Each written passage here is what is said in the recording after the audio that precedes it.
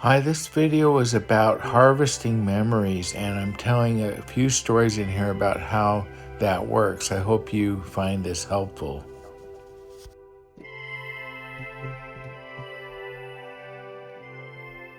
Hi, Bob Price here.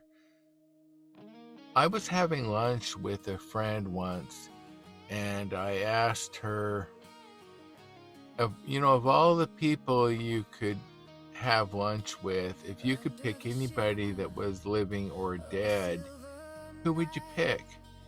And she thought for a minute, and then she said, you know, of all the people I would pick, I don't really care if somebody's famous or anything.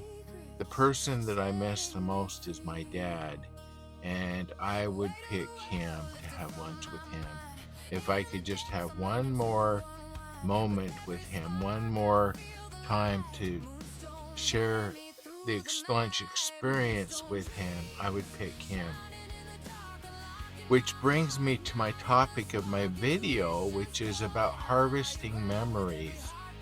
Now, this friend will not be able to bring back her father. He's passed, he's on the other side. But what she has is memories. And that's what I want to talk with you about today, is one of my memories I have with my mom. It's one of the best memories ever, and you wouldn't think so when you hear the story, but anyway, we were on our way to Yosemite Park. We used to go on trips together when I was in my teenage years. And we were about 15 miles outside of the park. And all of a sudden, the engine started making some noise. And I thought, uh-oh. And then all of a sudden, this part, whatever it was, dropped out of the engine. And I saw it behind me sparking. Anyway, it ended up that I said, Mom, something fell out of the engine. And she said, yeah, I know, I'm losing power. And so she had to pull over.